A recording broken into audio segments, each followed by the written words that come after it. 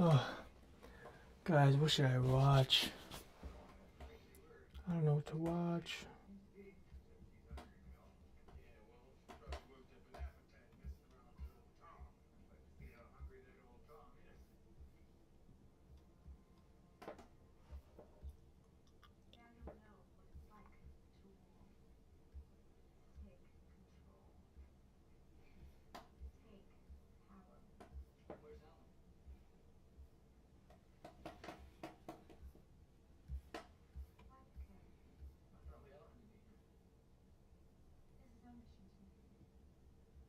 Imagine being able to build anything just by thinking about it. Meet Base 44, a complete AI creation platform made for anyone with an idea. From faking videos and charitable donations to outright doxing someone to millions of viewers, it's safe to say Airac's 14.9 million subscriber YouTube channel is an empire built off lies waiting to crumble down. He has been caught faking his videos. But he did dox somebody. His editors just turned this section on the map upside down and then photoshopped the forest on top of it. It's obviously fake, so why isn't your channel been deleted? This proves he faked some of his content. You're telling me to not fake videos, unlike almost every other creator on the platform. Hi, I'm the Internet Anarchist. I create weekly YouTube documentaries, and today we'll be What up, YouTube? Welcome to one of my first videos. I'm just gonna be reacting to some videos and showing you what's up. So let's get into it. revealing how one of YouTube's largest creators, Airac, is a complete fraud and has been one from the very beginning. We'll go over how he fakes charitable donation. Sorry about that. Doxed someone to millions of viewers and has been faking his content from the beginning. On the 5th of April 2021, Airac would upload a video titled Cycling Across 38 Miles of Ice, where he claimed he was on a mission to donate money and support locals from a small town named The Angle, which tragically became isolated during COVID after Canada closed their borders. To say the town was suffering would be an understatement. At the beginning, a local named Greg Henham would take his 25-foot speedboat 40 miles across the lake in order to bring back essentials for his suffering community. However, as winter came along, the lake froze over, resulting in a last-minute 30-mile ice road being created in order to connect the small community with the rest of the country. During Airac's video, he claimed he would be risking his life to travel to the Angle in order to spend as much money as he could to try and support their local economy. Isolated from the rest of the world is a small place in Minnesota called The Angle. Parkour, here we go. Due to COVID restrictions in Canada, The Angle has turned into an island where nobody can come in and nobody can leave. Now they've lost over $10 million worth of normal tourist money. So our goal is to somehow get to The Angle and spend the most amount of money. Empty my bank account type of money. I mean, just shower them in cash, dude. All 17 of them. Now, the only way to the Angle is a small ice road across a frozen lake. So in this episode, we'll be crossing the most dangerous ice road in the U.S. Whilst initially it seems like a great cause and overall positive challenge, several clues throughout the video would reveal a more sinister undertone, which involved I have never really watched Airac myself, but I know people who have, and like they even have their speculations of some type of like foolery going on, you know? What kind of foolery is going on? So I'm trying to turn my TV off now, cause we live, boy. And I need complete I need complete respect and dominance. When we live, look. Fuckers don't believe me, bruh. They don't believe me, bruh. lies, doxing, and fake charity. But before we start debunking Airac's career, I want to give credit to Soggy Cereal for being the first creator to cover a lot of the information I'm going to be sharing in this video and helping me with the research. The video starts off with Airac planning to ride an ice bike across the frozen lake in order to reach the village. I saw this video from the Q. He built this ice bike, saw blade of death. So I'm thinking we build a couple of these and take these the 38 miles across the ice. Are these like easy to ride at all? Would walking be more efficient? As the video went on, Eric, Phidias, and his friend Mac would start their journey to the angle. Eric made sure to create a sense of danger with an on-camera call about someone falling through the ice on an ATV. And the ice is literally just dissipating like crazy. What you were looking for to get to the angle, I totally understand that. It would definitely be quick to conquer. It's just the amount of water that's opening up, and I don't want it to turn into a rescue mission by any means. So apparently somebody fell through the ice on an ATV, and they're on a rescue mission right now. The ice at this place is melting like super quick, and they don't want to let us cross at all. Like, they don't want to even let us try. By 6 minutes into the video, Eric and his friends had arrived at the most northern point of the US, and whilst outside... Apparently somebody fell through the ice on an ATV, and they're on a rescue mission right now. The ice at this place is melting like super quick, and they don't want to let us cross. Okay, terrible quality. So how do we fix that? Audio input.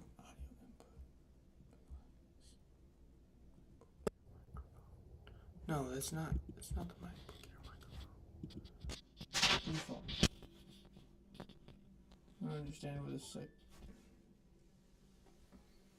this mic is coming from.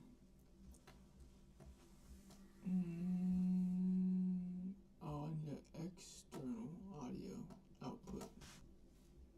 So delete this one. Hold on. Default, delete that. And then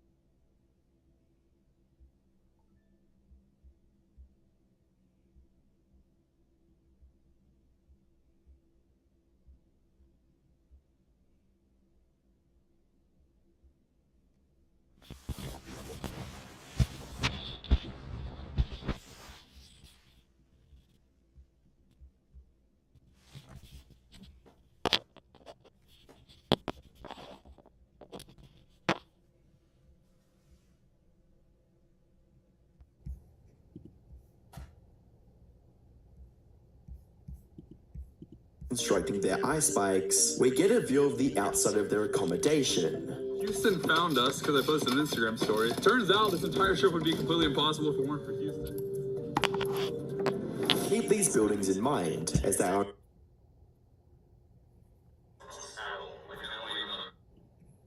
constructing their ice bikes, we get a view of the outside of their accommodation.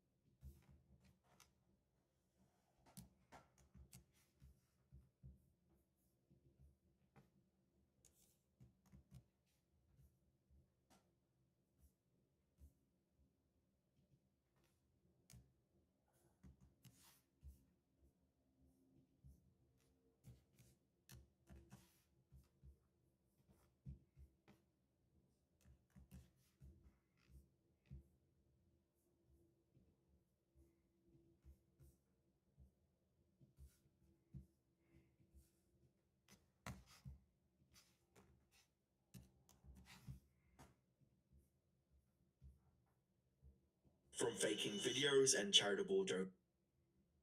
Hey everyone, in this guide we're introducing our new AI indicator which we developed in partnership with OpenAI. This is the first trading indicator of its kind using artificial intelligence to analyze multiple market factors, save you countless hours of market research, and help you conduct professional grade analysis on your own. Now, let's dive into the guide. As many of you already know, earlier this year TradingView officially partnered with OpenAI, the creators of the widely known ChatGPT technology. Together, we built the AI indicator and integrated it into TradingView. This tool was designed to help traders make smarter, data-driven decisions by combining advanced AI with TradingView's powerful charting capabilities. After 7 months of testing and refinement, the indicator processed market data consistently across various testing scenarios. It's like having your own personal assistant who knows the markets better than any human ever could. They spot trends, predict opportunities, and give you the edge to stay ahead in the market. They help you assess risk versus reward, track which coins large investors have been accumulating in recent months, and identify assets that may be better to avoid in order to not become exit liquidity. Of course, you could try to find all this information on CoinMarketCap or DeFi Llama if you're willing to spend hours digging through the data, but with our tool, you can make smarter investment decisions in just a few clicks. The indicator is currently in beta and available through developer mode, completely free during this testing phase. And now we'll show you how to set up the indicator and walk through a few practical examples of market analysis. Now, let's begin by setting up the indicator. Step 1, launch TradingView desktop app on your computer. If TradingView is not installed, you can download it by clicking the More button in the top menu on the official website and selecting Desktop app. Step 2, after completing the installation, switch to developer mode.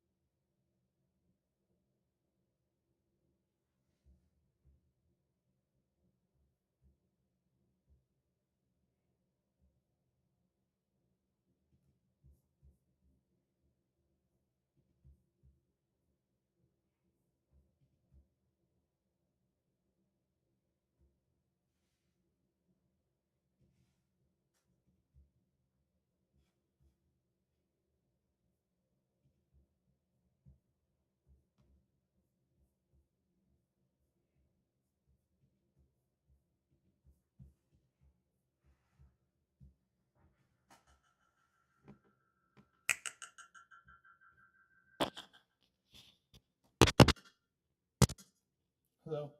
Wow. Okay. Well, I'm gonna be hearing it twice. I don't know why. Oh.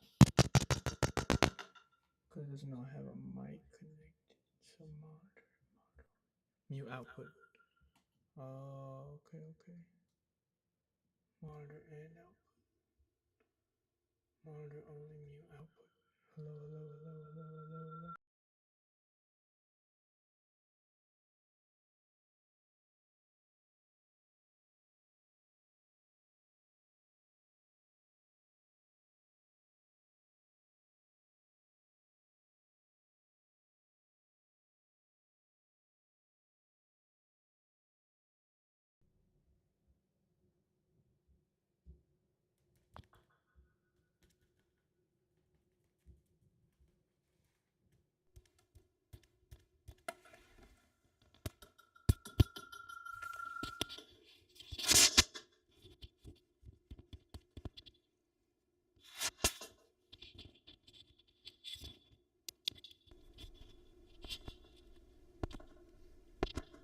Hello? Yeah. Hello?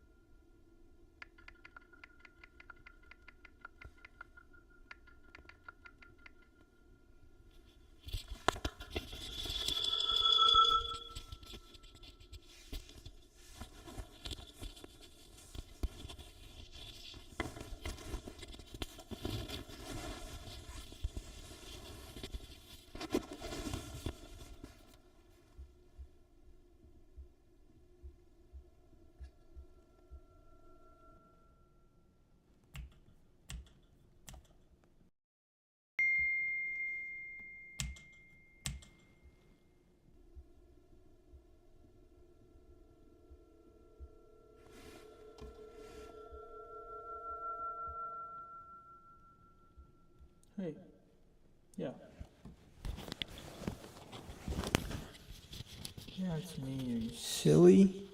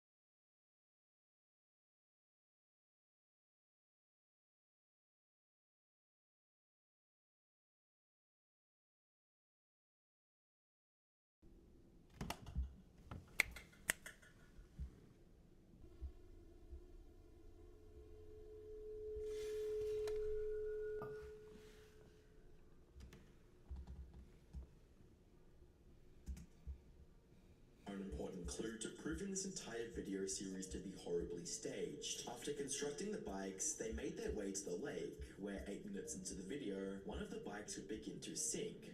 Oh my gosh. Back up. So does it work now? I'm confused.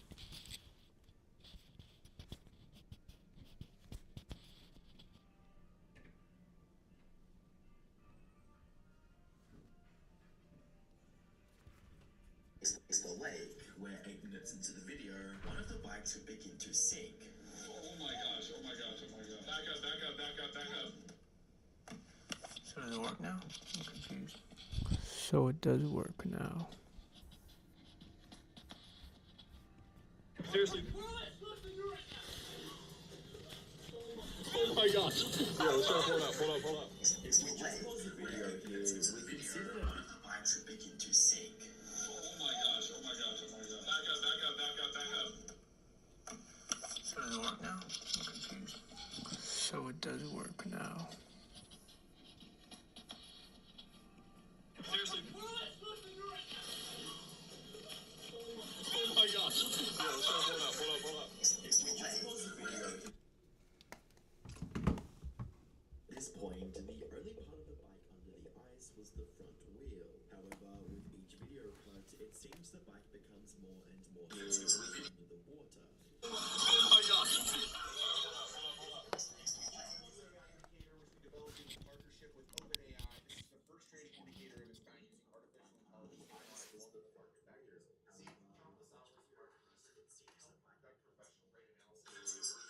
Let's dive into the guy. OpenAI, the creators of technology. Together, we built the AI indicator and integrated it into TradingView. This tool was designed to help traders make smarter, data-driven decisions.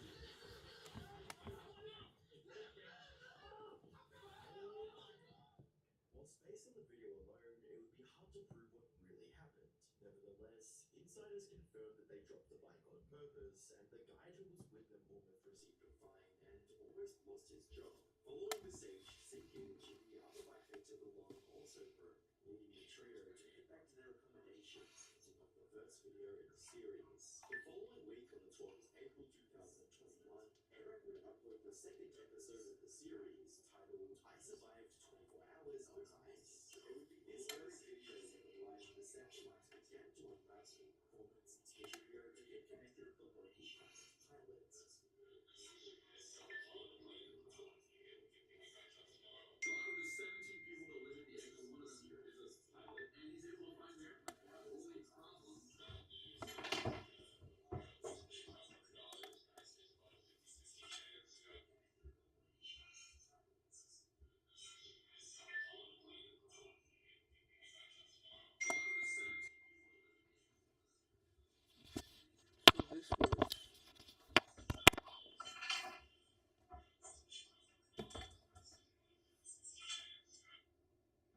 What does not work is my fucking OBS studio right here. This stuff has been trying to figure out.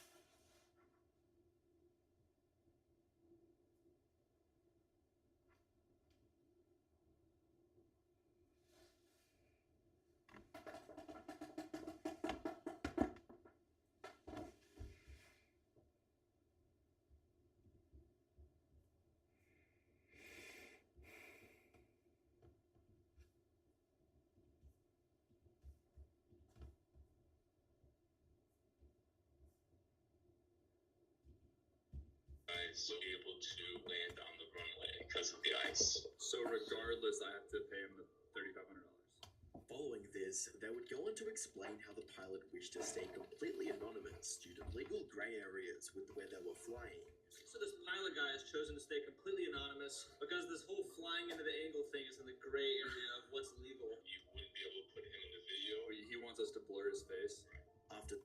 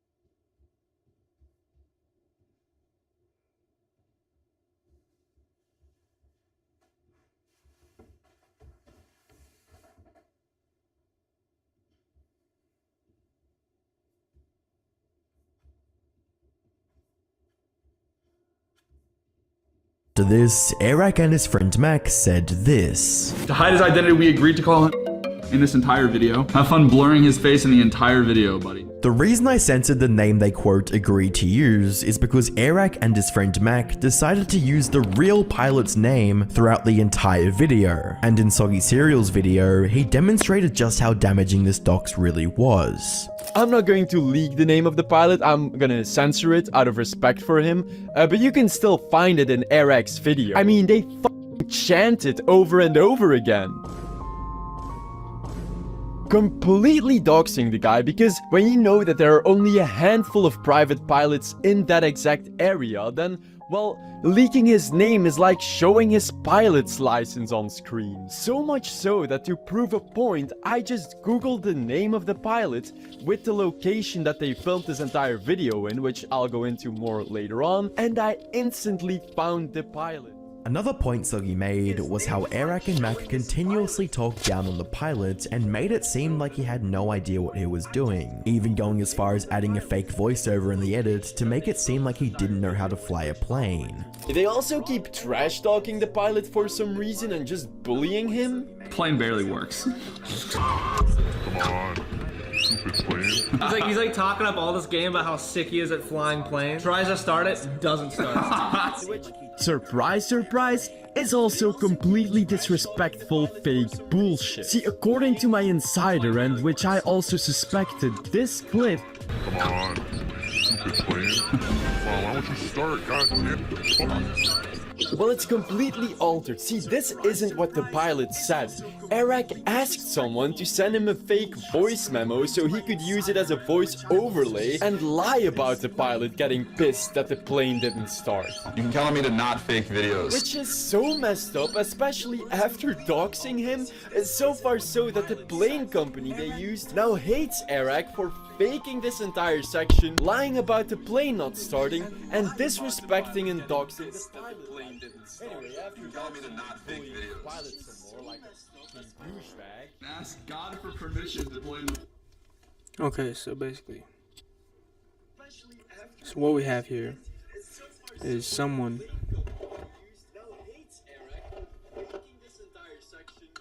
oh, what up? People are here? Tough. We should chat it up. Where the fuck did it go? Oh, okay, it's right here. Okay, so basically. Yes, it works. Okay, now that I know how it works, you guys should definitely pull up. I got all my whole setup set up, you feel me? I didn't know there's people watching. It might not be done, but Who knows? If you can chat in the chat, it'd be cool.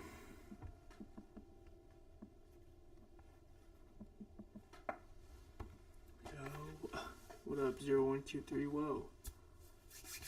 What are you doing? Okay.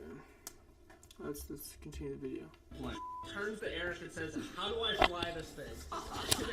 He just starts pushing buttons. Circles the airport until he runs out. Following this, they arrived at the angle.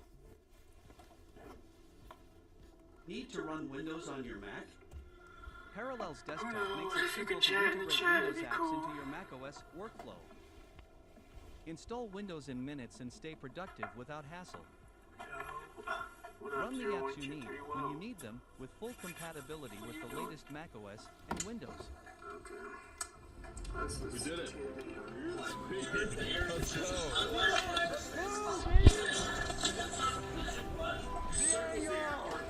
The angle. I mean, it looks kind of like everywhere else we were, but This is where the video gets even more fraudulent, as ARAC exposes the angle once again. now that we admitted to the angle, as I had previously mentioned, the goal was to empty the entire ARAC bank account in order to give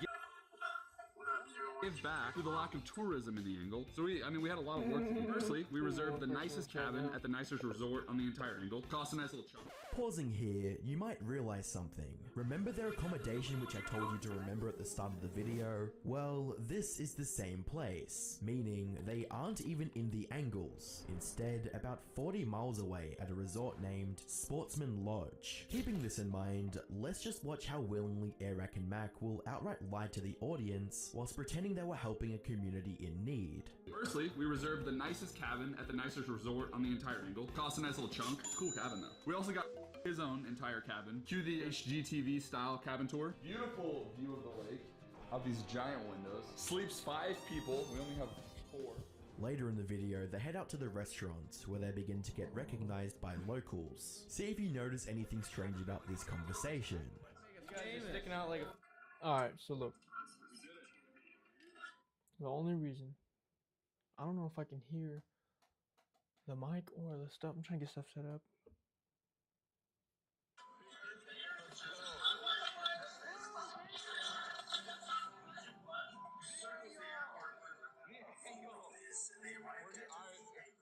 I mean, it looks kind of like everywhere else we were, but This is where the video gets even more fraudulent. so we admitted to the angle. As I had previously mentioned, the goal was to empty the entire ARAC bank account in order to give back to the lack of tourism in the angle. So we had a lot of work to do. Firstly, we reserved the nicest cabin at the nicest resort on the entire angle. Cost a nice little chunk. Pausing here, you might realize something. Remember their accommodation which I told you to remember at the start of the video? Oh shoot.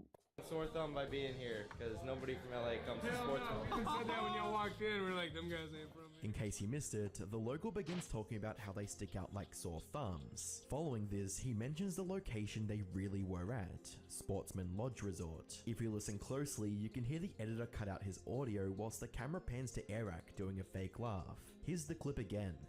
You guys are sticking out like a sore thumb by being here, because nobody from LA comes to Sportsman. We said that when y'all walked in, we were like, them guys ain't from here. Reliability and authenticity is not just key in the content we enjoy, but it's also key in legal representation. That's where today's sponsor Morgan & Morgan steps in to save the day, ensuring you understand the potential value of your injury claim and the path to rightful compensation. Morgan & Morgan is known for securing substantial settlements, like $12 million in Florida or $26 million in Philadelphia, which was 40 times the highest insurance offer. To make things even easier, Morgan & Morgan has modernized the injury claim process, meaning you can submit your claim and communicate with your legal team all from your smartphone. What's more, their service is risk-free. If you don't win your claim, you don't pay a dime. If you're seeking legal representation, America's largest injury law firm is just one click away. Fighting a big company takes a big law firm, and Morgan & Morgan being America's largest injury law firm,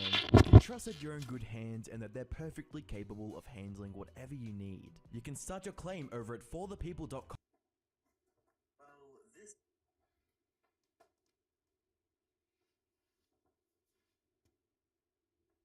largest injury law firm is just one click away. Fighting a big company takes a big law firm, and Morgan & Morgan, being America's largest injury law firm, you can trust that you're in good hands and that they're perfectly capable of handling whatever you need. You can start your claim over at forthepeople.com.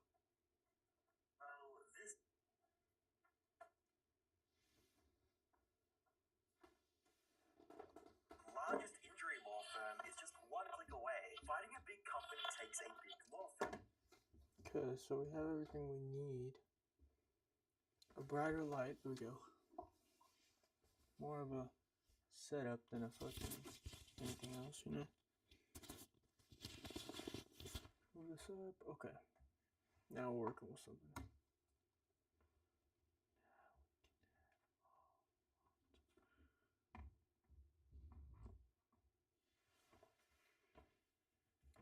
.com/internet anarchist, or head down to the links in the description. Anyway, let's head back into the video. For those of you who have seen Mr. Beast's Face Your Biggest Fear to Win $800,000 video, you would recognize Mac, who was the main contestant. Well, here's how far Mac is willing to go to straight up lie in order to get views. With our stomachs completely full of angular food. Is that funny? It's like triangle-shaped everything. We proceeded to the arcade. I cashed out, I think, like $100 in coins. Soggy Cereal did a great job at breaking down and proving beyond a doubt that Eric and his friends did not even touch foot in the angle, and that the resort was the same one they stayed at in the first episode. Guess what? When going through online pictures of the Sportsman Lodge Resort in Baudette, you can see that their cabins have the exact same interior design, bed sheets, windows, benches, fireplace, and wood as the cabins Eric lies about renting in the angle. Actually, everything he shows from now on is just part of this luxurious vacation resort 200,000 feet away from the angle. Such a coincidence that this exact shot of the angle swimming pool perfectly lines up with this shot of the swimming pool in the Sportsman Lodge Resort in Baudette. You can even see the same arcade up there. Ultimately, Eric's videos on the angle were a quick cash grab in disguise of a noble and charitable mission. It's clear by this point that Eric has no regard for the truth and is simply making content for the pure purpose of making as much money as possible with little to no regard for real content. Ironic, considering he likes to label himself as one of the only quote real YouTubers. Does Eric fake videos? This question triggers me because of the lengths that we go to make sure that videos are not faked, unscripted, completely real. We'll like reshoot entire videos. We have people living in separate houses so that information isn't shared between myself and my friends. Like, we go so far to make sure that videos are not faked, so no. You can count on me to not fake videos, unlike almost every other creator on the platform. I feel like I just started 100 beefs. Not sorry about it. If you thought the angle situation was bad, this was just one of many videos Eric has outright staged or faked, as Soggy Cereal would also expose his I crossed America in a perfectly straight line video as completely fake as well. I'm standing at the northern border of America, and I'm gonna cross the entire country in a perfectly straight line. Starting at 3, 2, 1. Now I've got all types of vehicles to go through: mountains, rivers, canyons. The only rule is if I ever step outside this line, the video's over, I lose. Now, before I set out on this journey, I did some quick maths. If I continue to only walk across this 1,500-mile line, it would literally take me 6 months. So my friends are about to pick me up in our first... Before we analyze the video, remember that this is one of 7 videos on Eric's channel titled as Traveling in a Straight Line, and each series seems to be a marketing campaign for his limited time merch. You might have noticed that we're all wearing this custom Eric Across America uniform. Hats, hoodies, t-shirts. It's literally us on the shirt. This design is so sick. I'm so proud of how it turned out. It's available for 72 hours, and we would absolutely love if you caught these to support your boys. Please! Merch available, top link in the description. We would appreciate it. Keep the merch in mind, as it will be mentioned later in the video. Anyway, the video starts out with Eric and his friend Mac from the last video explaining the stakes of the challenge. The terrain's gonna get back here. We're gonna do this all the way across America. We are not stopping until I literally touch the ocean on the other side of the country. We need to walk perfectly straight this way. And just so you know, the line we're using to cross the country has a half-mile buffer zone on either side to avoid trespassing and make sure this mission is actually possible. And just so that you guys know this is 100% legit, I actually put the map to this route in the description. You can go try for yourself if you want. Despite including a map link in the description, it was just another ploy to try and make the viewer believe that it was real, as Soggy Serial managed to completely debunk the map in his recent video about Iraq. Oh, so see this daycare over here? Well, this daycare is at the start of his route, and he's driving down this road on the line. But now in the next shot where they're doing something very risky, no, Eric, watch out, he's gonna fall off the line and you're gonna fail the challenge. No! If you weren't already 20 miles off the line at this point, which I could identify by the billboards in the back, the structure of the sign, and conveniently enough on Route 29, an interstate highway which goes south throughout multiple states. Now, this wasn't the only evidence pointing towards the line being fake. Later in the video, Soggy also discovers that they used Photoshop to manipulate the map in order to create fake obstacles. For us to go straight is to go directly to the woods. That's what we're gonna do right now.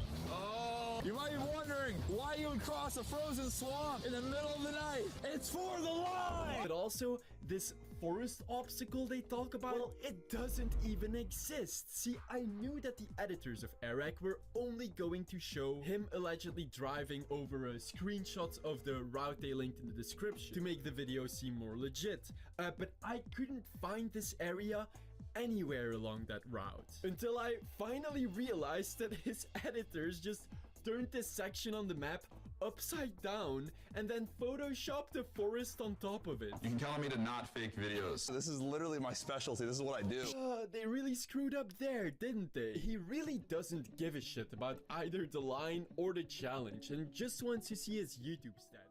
With in mind just how blatantly Iraq is willing to lie in order to fake his content, it would be no surprise if the rest of his Straight Line series were to be fake. A common defense I hear from Iraq fans is that he used to be a genuine and real creator back when he used to sneak into events and parties. However, I received an email from a viewer that proves Iraq.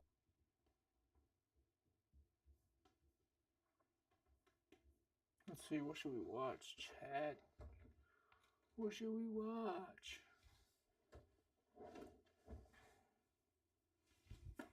Should we watch though? Damn, everyone's still the latency is wild, low key. And the low ski. What should we watch? I don't know. You tell me. Magic videos. I like to learn some magic.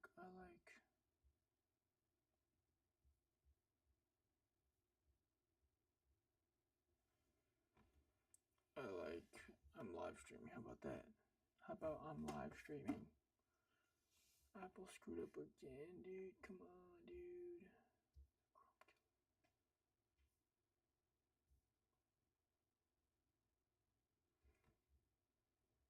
Trump mobile. Trump has a mobile fucking data center. Let's watch this shit. You gotta keep posting on YouTube even when nobody's watching your stuff. And here's why. People expect you to show up. So it's vital that you keep posting even when you feel like you're not getting no views or it's low views or you're not getting what you want. Keep posting. Because what people expect is for you to show up. They want to see your face every day. Because right now they don't trust you. That's the reality. Who's going to trust somebody that shows up, pops in and pops out, and they're not consistent? So you have to just keep posting even when you feel discouraged, when you don't have those views. My last video has 2 views, but I know it will pop off. It will take off when people see that I'm coming for you every day. I got something for you every day. And you don't have to be everyday consistent. That's the goal. That's the path I'm on, the journey I'm on. But it's so important to keep showing your face because eventually what's going to happen is they're going to get sick of seeing your face. I'm like, who is this? Keeps popping up across my feed on YouTube. And you keep showing up. They're like, who is this? And eventually they're going to click on it. And what's going to happen is they're going to watch it and they're going to like you. And some might not. But you keep showing up and keep showing them that you can trust me. I'm here. I'm going to be here. Then after a while, what happens is people are going to be looking for your videos. Like, where is he at? They can't wait for you to post another one. You just have to be consistent. And just quit worrying about the views. Because right now, call this paying your dues. You got to pay. I'm paying my dues right now. But when it takes off, you're going to be like, wow. Because you're one video away. Once you remember that you're one video away, can't nothing stop you, because when that one video takes off, they're gonna go back and watch all your old content because they want to hear from you. They want to know what you got to say, and then now they're waiting on another video from you because it's kind of like they binge watch you. Now what are they gonna do? What are they gonna do? What do you have to do? You have to keep producing. You have to bring that next video out so they can be like, oh, he's back. He's back, baby. He's back. So just keep uploading. Do not get discouraged when they're not watching, because it's coming. Your time is coming, but you have to pay your dues. Be patient and have fun while you do it. Don't do it for the views. Don't do it for the money right now. I'm doing it for the Vine, though. You gotta keep posting on YouTube, even when nobody's I'm watching. doing it for the Vine. I don't give a fuck. Nobody watching. That's what I told him to do. I told him I just want to go live anyway. So share it. iPhone 17 Plus and iPhone X speed test. Why though? Why speed test?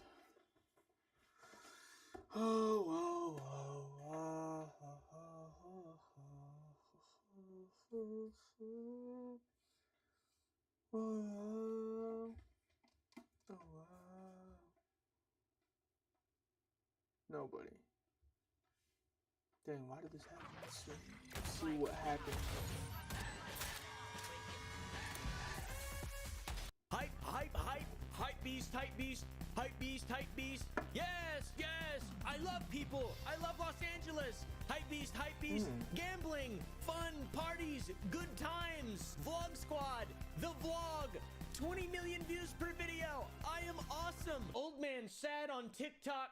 Literally panhandling, age 50. Holy shit. You guys know who David Dobrik is. Dirty Dom has decided to throw a party today after we've told him numerous amount of times not to throw one. Alex, a wildly successful YouTube vlogger who went from rags to riches. Quite literally. Just a regular guy, and now he's David Dobrik. Along with his vlog squad, he dominated the YouTube platform for years, and his videos got millions upon millions of views consistently. However, there were some allegations and some drama, and he stepped away from the camera for a while and left his vlog friends to figure out their lives for themselves. The vlog squad, he abandoned them. Are you ready? Yeah! Fane, are you ready? Yeah!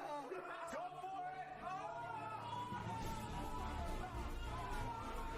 it! And he, as a 27-year-old, lived a nice, beautiful, retired life. he's doing quite well. He's doing quite well. The vlog squad, not so much. David Dobrik himself has almost 18 million subscribers on YouTube. He has 536 videos as of the time of filming this. All of those videos are sort of vlog style videos that focus on funny moments, stunts, pranks, and giveaways, just giving people stuff. That's like his thing, was gratitude. He capitalized heavily off of appearing to be a really interesting, nice guy that just randomly gave his friends Teslas, whatever, did nice shit all the time. so today, while Jason was on vacation with his kids, we drove 4 hours to hand deliver him his brand new Tesla. It's kind of what his thing is. He seemed like a nice guy. Another way Dobrik gets his friends to be involved in his stunts is reciprocity. Essentially, you're more likely to do something for someone if they've done something for you first. That's not as bad as it sounds. Think about it. You wouldn't be friends with someone who always kept asking you for money and favors, and when you ask something of them, they don't return the help. I really liked David Dobrik and the vlog squad. I thought they were fun. I lived vicariously through them. As a homeschooled autist guy, I'm not good with social stuff, and I'm not good at none of this that they do makes me feel comfortable. It makes me feel very hot. Do I need to hug you naked?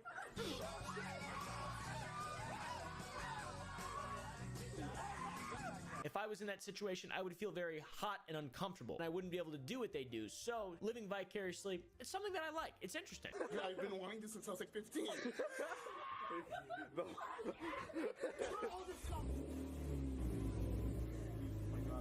Well, you gave an Armenian a fast car. Good job, David. Fuck everyone else. Okay? For years, the vlog squad would follow around David and do anything to be in, a 5-second clip in one of his videos. They frequented all these different characters. They bounced humor off each other. Just found Madison Beer in Hollywood. How are you doing, Madison? Who are you with today? Jason? Oh, shit, David!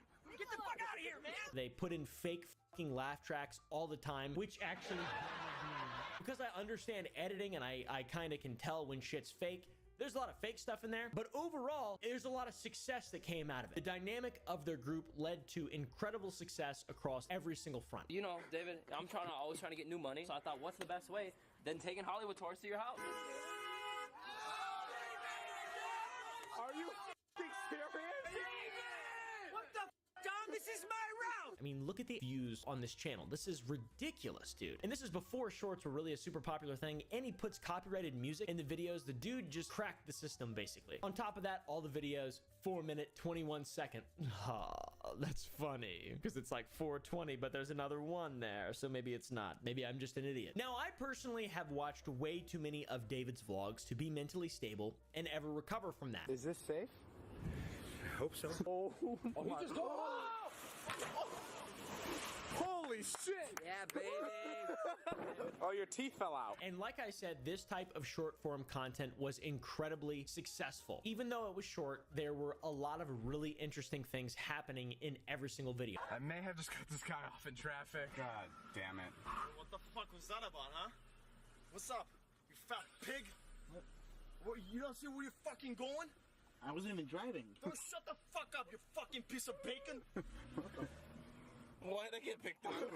Each clip was thumbnail worthy. Every single little tiny 10-second clip, whatever they were doing, was worthy of a video in and of itself. Corinna, how are you even turning this into a sexy photo shoot? Why are we over here? Because it'll be a cooler shot here. Yeah, we're gonna get you around. We're gonna die. And this was like an early jump into the brain rot TikTok type short form content. He cracked the code, like I said. It's genius. Also, as stated before, and incredibly important to reinforce the fact that this man is known for giveaways. This is like the main thing. He gives away cars. Shut the David Dobrik. I used to watch a lot of David Dobrik when I was younger. I don't even know who this is in the chat, but now we're watching this. What happened? How come he was so good? How come he cracked the code and like he left all his people, all the vlog squad behind? You feel me? So. What? Whose is that? Yours? Money. Here's your $1,000. Congratulations. Thank you. I run away before kids steal it from you. Also, other things? What's up, guys? So we had a fun idea. Today we're going to surprise Jonah's dad with 2 strippers. I mean, it sounds like a fun idea. I don't know how it's going to end up being. Hi. Hi. So you're a stripper? Yes. Oh, it's so fun. How did you come about being a stripper? My mom kicked me out when I was 18 years old. Oh, I'm sorry. And sometimes even to the homeless. Wow, he must be a great guy. You want us to help you with him and put him in your new car? Secondarily, he's known for pranking his friends, in my opinion. Some of them are really funny. This isn't real. I didn't fucking know, bro! I didn't fucking know! Jonah, this isn't real. Jonah. Jonah. I didn't fucking know! Jonah. Oh my God. All y'all stop right now. Guess what? I don't care if you're messing around. That includes you. Get over there. Get over there. Some of them are really mean. So Scott and I have been watching a lot of videos where people blow up things in their microwave. So we bought a microwave to do that exact thing. But then when we told Zane and Heath that we were going to do it, they were like, no way. We're going to pretend like we're blowing something up. But really, we're just making popcorn. There's popcorn in there. Let's do it. 19, 18, 17, 16, 11, 10. Stop! I told you don't be blowing shit up, David. It's my fucking house. He got him. He got him. Deposit, like we're not gonna get that back. Zane, what's the problem with Put it back on the counter. It's Like gonna fucking, blow what are you up doing? the fucking house, David. This is our house. I'm on the lease. Like, I can get in trouble for this. But also kind of funny. Zane and Dom were both drinking Corona. So I took Dom's Corona and I emptied it out and I filled it completely with canola oil. This is not the Corona. This is just oil. So I wanted to see if he ends up drinking I it. feel like you're sober as fuck, and you tell people that you drink just to look hard. Drink on! Hit it, boys! Oh, that's piss. That's piss. What? That's piss. Dom, that was really impressive. That was really impressive. And then tertiary to the pranks and giveaways, I would say just the sheer things that they were able to do, the experiences that they were able to capture in these videos brought people in. They had a crazy lifestyle. What was I doing? I just checked that. I'm watching my own stream, but it's like delayed a little bit, and I'm checking like the film behind, and I'm just like picking at my nails and shit. Driving fancy cars. Jesus Christ, what is that thing?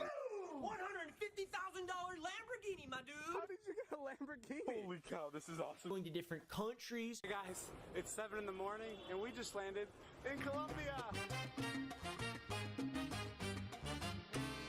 A rhino. Dude, imagine if he starts charging us. Oh, he's looking right at us. Close the fucking door. Close the fucking door. Buying buying expensive shit, gambling, partying, having fun. You can meet your social needs by just watching a David Dobrik video. It's crazy. So it appears as this man has money, friends. Hello?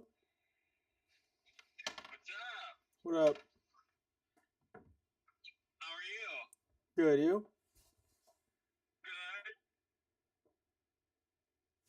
Oh, what you doing? What's up? Well,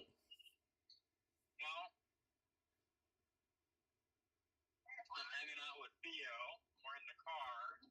Okay. And Theo just said we need to call Alex. Ah. We need to call you.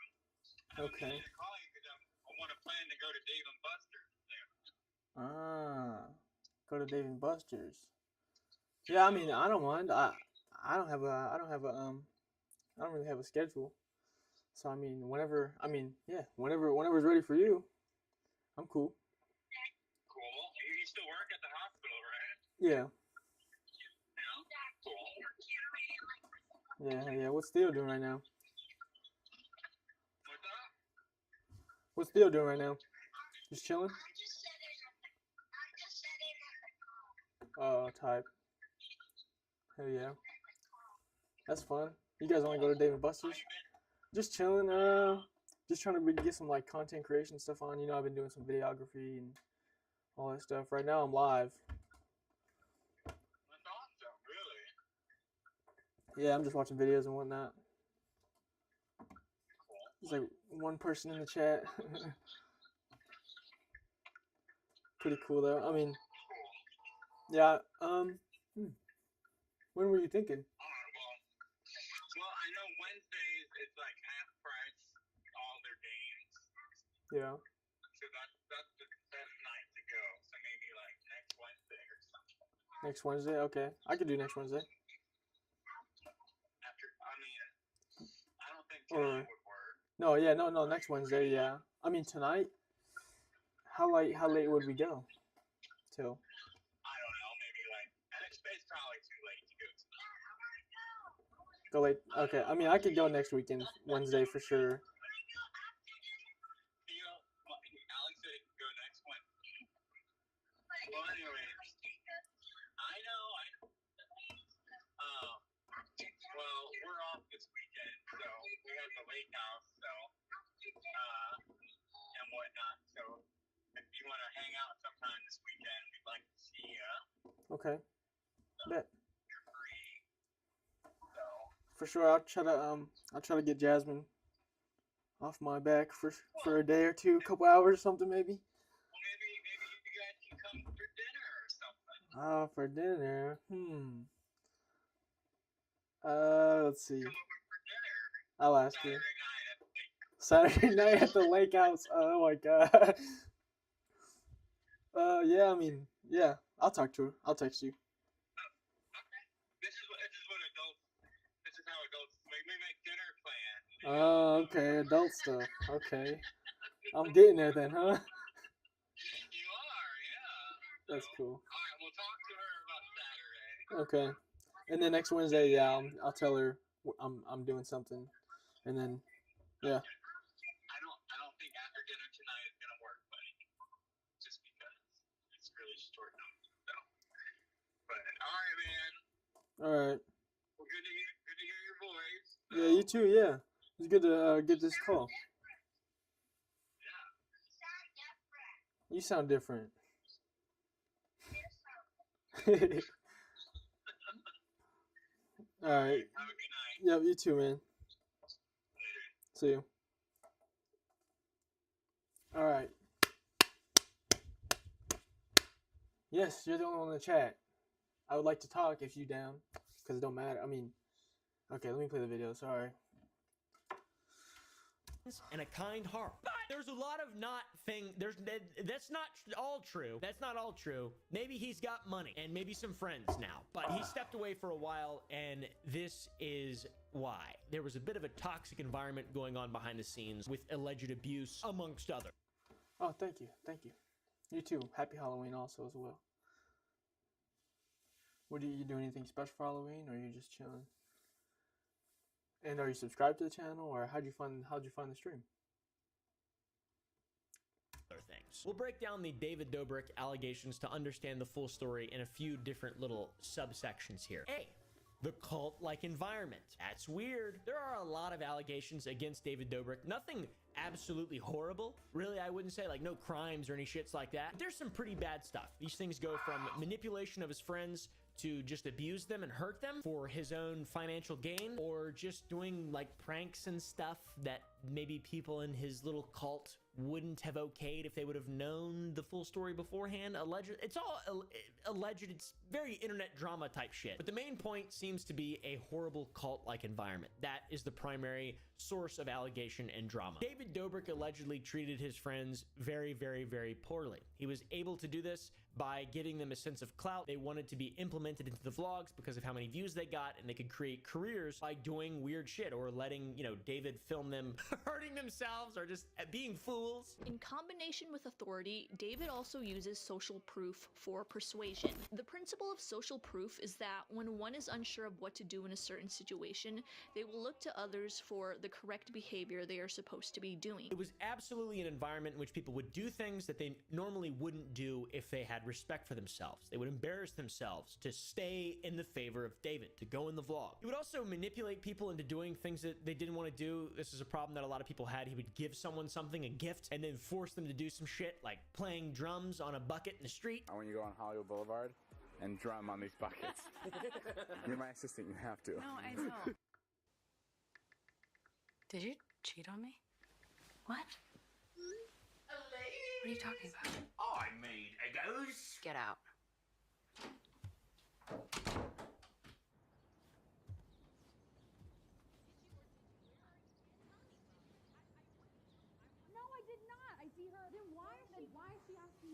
Prior to asking her to do the drum task, he had gotten her a car, making her more inclined to say yes to this task.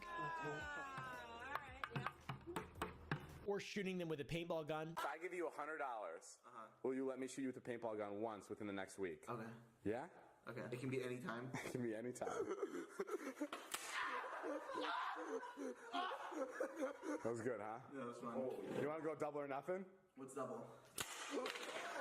Both of these things are quite innocuous, but they were done through coercion. He even convinces the elder of the group, Jason Nash, to get bit by a snake when he clearly doesn't want. And it's funny. Oh my! Get it off, David! David, get it off! David, please get it off!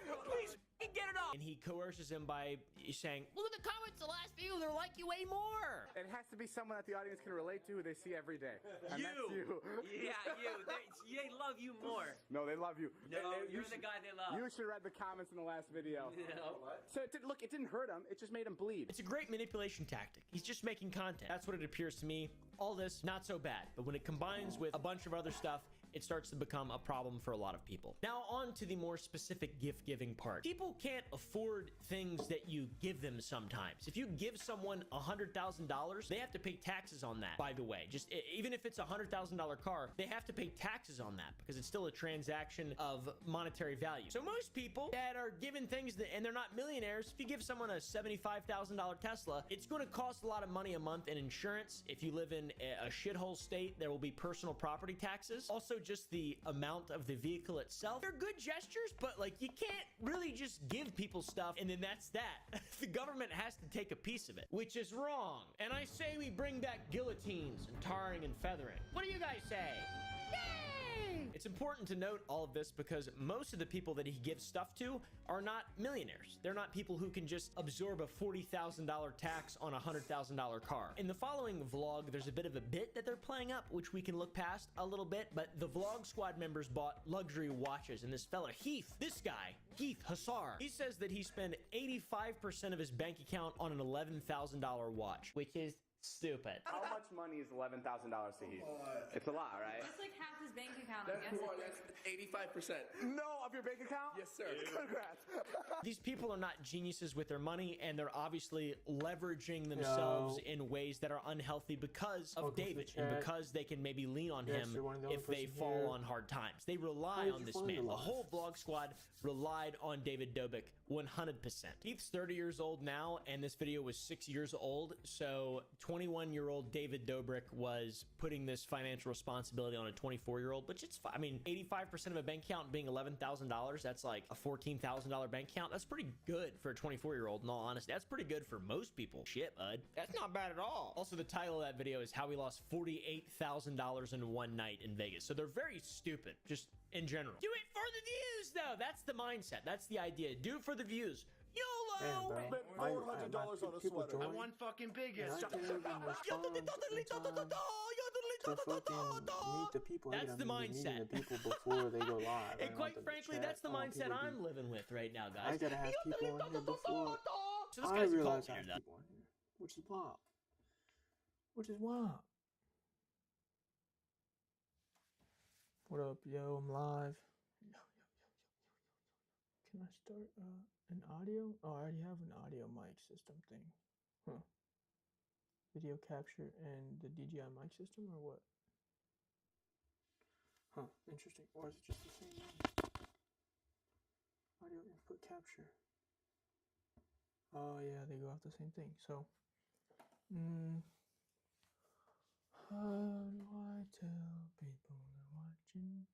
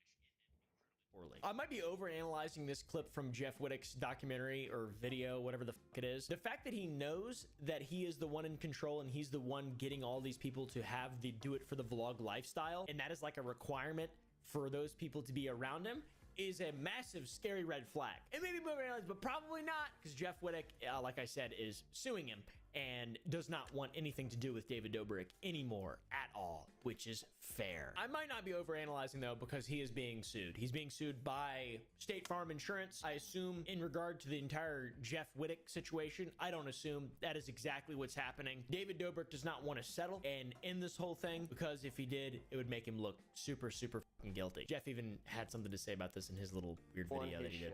And then go and replace him, and we're all still friends having a good time. At least nobody got hit with a crane. You know, at the end of the day, that's all that matters. Nobody got hit by a crane, blamed for it, did insurance fraud, and is now going to jail and losing their green card and going back to Slovakia. I don't know about all that insurance fraud stuff, but he is being sued by an insurance company, which is usually what happens whenever people commit insurance fraud. So I'm not sure about that, but also a $10 million lawsuit is a big motherfucking lawsuit. And it is over the Jeff Wittek excavator situation. 2 years ago with Jeff's documentary, it seems like they were chummy. Now he does not like him. He refers to him as idiot in the title of his video. And it's not surprising to not like this guy or not trust him when he's technically the one at fault for caving your head in with an excavator clip, especially when a doctor said he genuinely could have died. That angle of what you hit would have been about 3 degrees different. Or if that would have entered about 3 millimeters higher and been on the same angle, it would have cut your eye right now. And if it was a few inches the other way, it would have killed me? And what if it going the other way, it would have cut the big blonde outside, you would have died. Yeah. I mean, of course, dude, you got hit in that fucking head with heavy machinery. He's also just kind of a bully. I can't believe they named a store after your wife's decision to leave you. Okay, that's great. So much so that he was removed from the lineup of creators for the No Place for Hate anti-bullying tour because he like bullies people in his videos pretty consistently. Big Nick. Right now I'm heading to Big Nick's to make a YouTube video. I don't really want to, but his mom's paying me to be friends with him, so I gotta do it, I guess.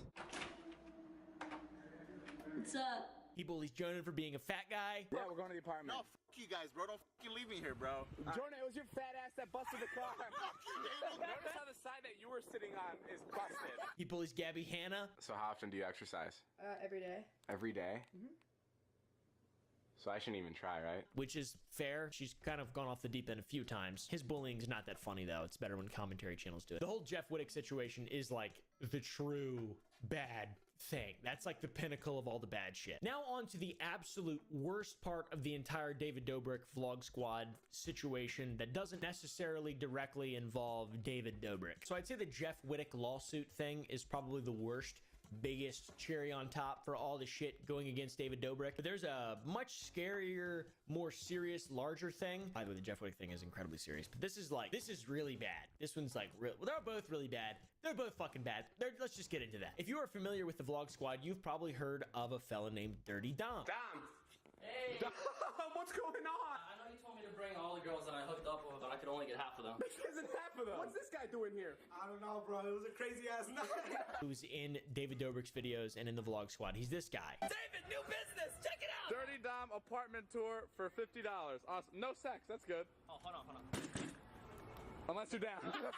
This is the biggest allegation overall, and weirdly the most glossed over one by David Dobrik and the Vlog Squad until it started picking up heat. In a now deleted vlog, the Vlog Squad and David invited 5 women over, basically to have a fivesome. They had them come over so they could hopefully negotiate them into having sexual relations with them, specifically with Dirty Dom, this freak. When you hooked up with Dom back in October, now did you give Dom consent to hook up with you? I was drunk. You were drunk. So years go by and an article pops up about a woman who went to the place and accused Dom of rape. She claims that this all went down in 2018, which lined up with the certain vlog that David had posted. The woman claims she was raped by a member of the Vlog Squad. By the way, I have to say raped because that's like YouTube, you get an age restriction instantaneously. It's not meant to be disrespectful. This is an uncomfortable topic for everyone, and there's like a real victim out there in this one. Hannah, the victim, and her friend Sarah, who drove everyone to David's apartment with the Vlog Squad, said that they never intended on having a fivesome. That was not their backstory at all, with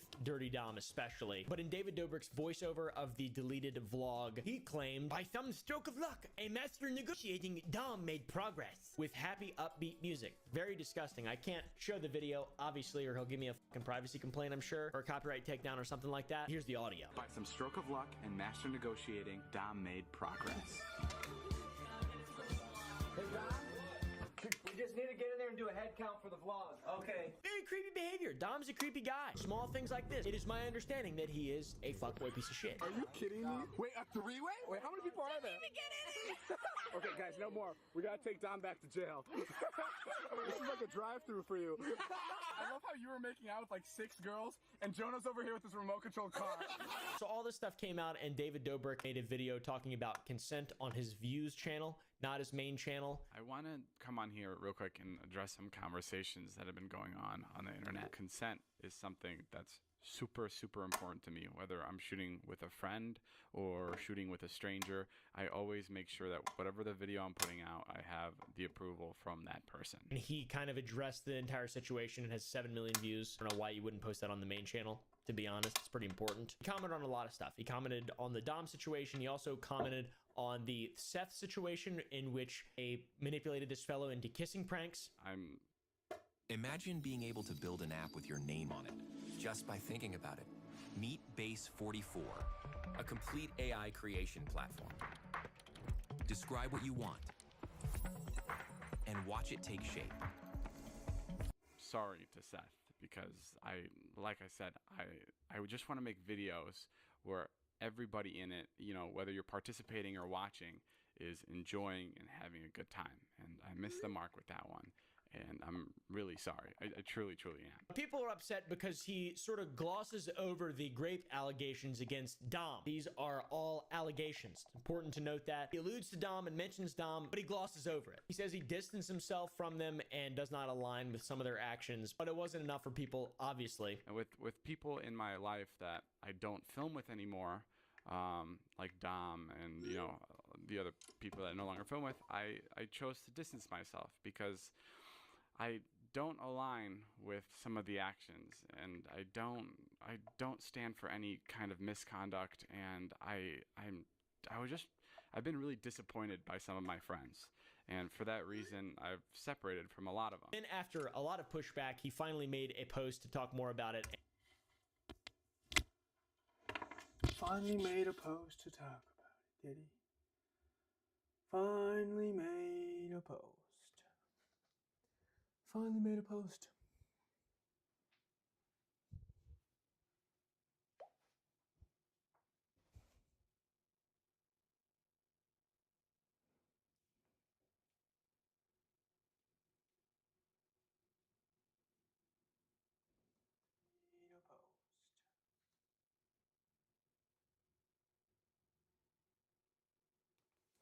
I'm just standing in the background.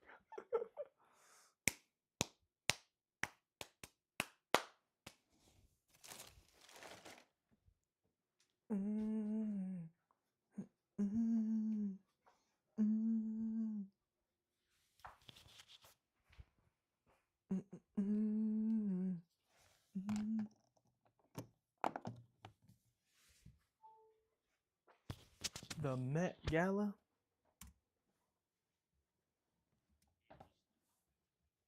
I want to start this video off by saying I fully believe the woman who came out against Dom and said she was by him. As was reported, the next day I got consent to post the video. Even though I got the consent to post that video, I should have never posted it. But Dom obviously defended himself because he's a great dude. We open up the door, the girl's friends greet her, right? She's pretty obliterated. She's drunk. She has to go puke. Her friends help grab her clothes, put her clothes on, right? I'm just staying on the bed because I'm like, okay, I did my part for the video. You guys tried interrupting me a bunch of times. It felt a little bit fucking weird, but okay, cool. We got the clips. You guys can leave. Girls, have a good night. Adios. The whole situation's fucked up and should be handled by actual real professionals. Dirty Dom is a weird dude. Should we go get you an STD test? Nah, I already got one a few months ago. How'd that turn out? Positive. What? I mean negative. He does make some good points in his videos. Other people in the vlog squad and David Dobrik himself have just distanced themselves from him and shown kindness towards the victim. So there's obviously something bad going on there. Also, Carly and Aaron, two women in the vlog squad, talked about Dom getting the punishment he deserves, which is fairly telling. The article came out, we read it at the same time as you guys, and I mean, obviously we think it's disgusting what happened, and none of that is okay, and I just hope that her abuser gets to face the entire full consequence of all of this and takes full accountability for what happened that night, because we do not condone that at all. Again, these are all allegations. You can see how people act and you can see how people behave, especially people behind the scenes, and it seems like everyone has distanced themselves from this guy. So it is the end. That marked the end of the vlog squad. That marked the end of the vlogs. So now we have the end of the vlog squad. 2 years ago, basically, at this point. It's been a really long time. Now, everyone's being left to rot. Vlog Squad has evaporated and David Dobrik is nowhere to be seen, aside from on Snapchat, getting paid $10 million a year. What the f***? Most of the people of the Vlog Squad were just abandoned or left out of a job because they relied so heavily on this man. Vlog Squad's even kind of like the original sort of Kick group. Everyone has this weird ecosystem. They all need to feed off of each other, stay relevant, and cross-pollinate their audiences.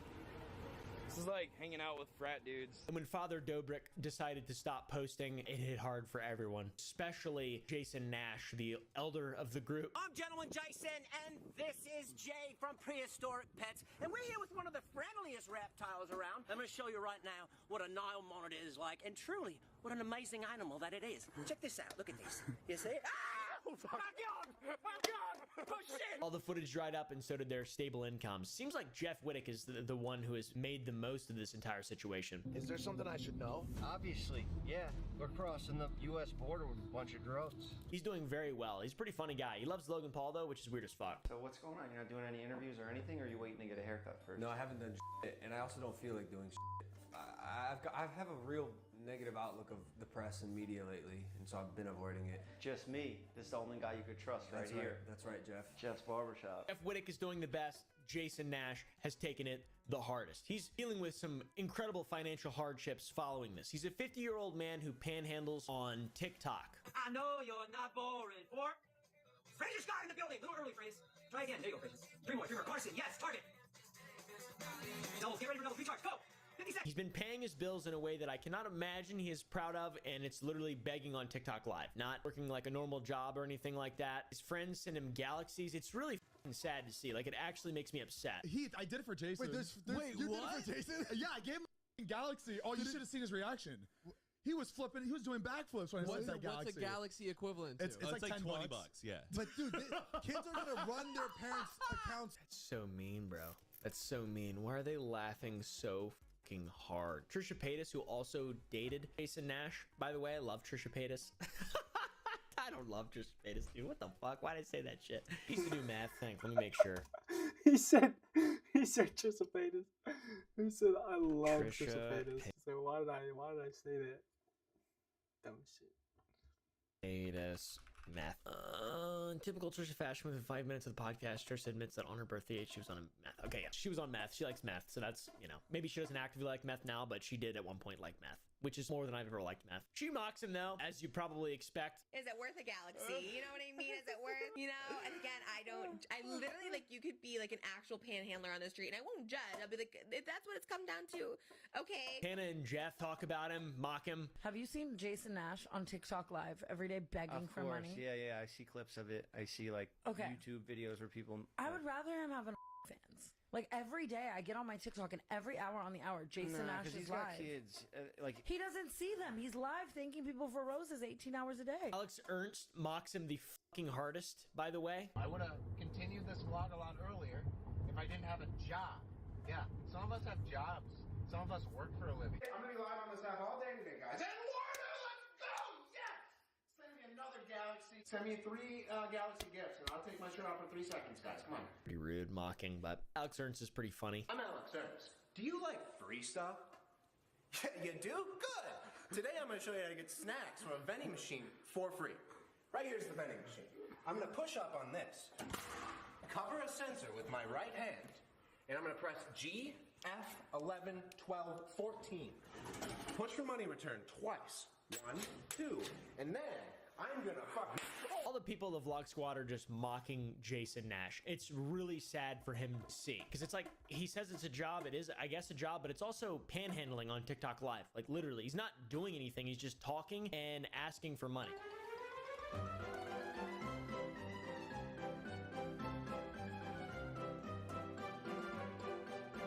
But it's okay. He predicted his own downfall years and years before this. Some girl comes up to me, she goes, Jason Nash? She goes, what happened? I go, shit's not working out. She's like, I knew it was gonna end like this for you. To be fair, man, there's better ways to get money. Don't live in Los Angeles. Go do something else. Go get a job somewhere normal where the cost of living is less. Move. Don't panhandle on TikTok Live or whatever. Or just ask David Dobrik for money. I feel like if I was David Dobrik, I probably would give him some money. If I was like a multi-millionaire, money doesn't really matter all that much. Kind of strange. It's very sad. He's just begging on live all the time. Jason is self-aware, fortunately. He says he wouldn't be there if he wasn't in a financial hole, which makes sad, but he's just fucking begging, dude, and it's scary, man. It's scary, dude. He's always fucking streaming. He's always live. Same example. AKS! 20 seconds left. Chewing that Nicorette. Everybody bring that green home, guys. Slide now. Slide. Psych! 8, 7, need a bigger. AKS! Yeah! People! Dude, this is fucking so weird, Mike, bro. one more, Mike! Go, Kirsten! One more. Or live in a different house, sell your house or something. Is that the holiday music singer guy? Chestnuts roasting on an open fire, Jack Frost giving him the snow. 9 to 5 would be good for you, man. 9 to 5 would be good for you, bro. He's also like physically capable. I think he could probably get a job. Even got swatted on TikTok Live, which is pretty funny and also super sad. Unfortunately, it looks like someone took things way too far and had Jason swatted the other night while he was on live. What's wrong? I'm great. I'm live streaming. They swatted me. They swatted. My son okay? Is everything okay? Anybody else inside? No. I shouldn't laugh at that. That's so fucking funny, though. That's What a fucked up, terrible- bro. I could never do that. I could never do that, bro. That's like, bruh. I feel bad for him, bro. He doesn't deserve it. He doesn't deserve it. He doesn't deserve it. He doesn't deserve it. Mm.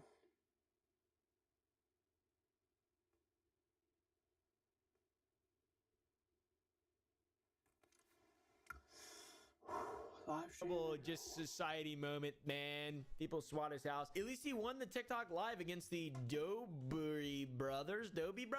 I think this is two famous guys. They're just like, just sitting there. They're like the island boys, but not that funny. I'm a redneck boy and I'm from the country. That's not fucking funny though, by the way. I should not have laughed about the swatting thing. It's just funny that the win thing is up. That's what's funny. The situation is hilarious. Getting swatted is not fucking funny. It is insanely serious and people have died from it before. So fortunately, it seems like he handled it very, very, very well. He said he was scared and he thought about quitting, but then he remembered, you gotta get that panhandle bag on TikTok, brother. We got swatted last night, and yeah, I was scared. And I woke up this morning, I thought about quitting the whole thing. And then I remembered all the people that come out here, all the people that come to this channel every day. And I said, I can't let you guys down. And I won't be scared. There was apparently a helicopter and a bunch of cops. His own son, Jason's own son, by the way, thought it was a David Dobrik prank. Maybe it shows the kind of person My son thought it was a that David is. a David Dobrik prank, which is a logical thing to think, quite honestly. So my son was like really chill through the whole thing. Nadine was freaking out. He was like, Zach, yo, don't worry about it. It's all gonna be good. It's like, it's just a prank. And then I came up and I'm like, it's not a prank. There's 40 officers here with tactical gear and a helicopter in the sky. Yeah, that's sad, man. Fucking swatters. Hopefully they just go to jail. There's got to be a better like tracing system for that kind of stuff. It's just happens too often. Apparently TikTok Live saved him from losing his house, which is great. This game. No! TikTok Live has saved my house, guys. I was in danger of losing my house, and you guys are keeping me here. Let's go! I feel inclined to believe him genuinely. But really, in the end, this goes back to David Dobrik. Sure, Jason Nash is a 50-year-old dude who could just get a job. But at the same time, David Dobrik made so much money capitalizing off of all of his friends. I mean, they are the reason that he is where he is now. Genuine. He even had a podcast with Jason, and they were offered $10 million to just sit down once a week and do it. And he said no. He said no, he didn't want to do it. So no piece of the pie for poor Jason. Now he's panhandling on TikTok. I missed the podcast. I missed the money of the podcast. I see Jason. David's aware of his panhandling, by the way. He went there to pretty much fucking mock him, which is super weird. Guys, I'm visiting Jason. I like to visit him at least once a week just to make sure that he's alive. I know that he's doing TikTok Live every day now, but I'm still not convinced it's him. It could be AI at this point. You haven't come over in like a little bit, and I called Joe and I was like, is Jason doing okay? And Joe's like, I haven't seen him on live in a while. And I go, how long has it been? He's like, hours. And that's when we start to worry when you haven't been on live. That is some sad dystopian shit right there. Holy fuck. He says he likes to visit him once a week, and then like you can see his face. He just I mean, I can't even imagine this. David's just laughing from the sidelines, kind of loosely worried about his friend and checking on his well-being, but also yeah. And he says thanks for inviting us to your little hobbit home. Bye, guys. Thanks for having us over in your little hobbit home. This comment on that TikTok puts it pretty well. This is the equivalent of a former boss showing up to your new employment after firing you and roasting you for not getting paid enough. That's crazy. And David Dobrik makes just so much money. I don't even understand why. He just posts shitty videos on Snapchat. $10,000 a day. It's fucking crazy. He posts 200 Snapchats a day. That's insane. $10 million a year. What the throwing parties all the time at his house in Los Angeles, going to eat $1,000 sushi. It's fucking weird. This whole situation sucks. What else has David Dobrik been up to? Well, he also opened a pizza place called Dobrik's. Genius. It seems like it's doing pretty well. A lot of clout in the community. People love it. It's awesome. Dude, make him work at your restaurant. Put Jason Natch as GM or something like that. Make him work a 9 to 5. That'll be great. Anyways, this whole shit is sad as it's just like a pinnacle example of everyone being in the wrong, but only one dude kind of coming out hard on top. And I'm excited to see where it goes, honestly, because I was a massive enjoyer of David Dobrik and the crew back in 2017, 2018. 2017, 2018, 2020, 2021. You feel me? Oh.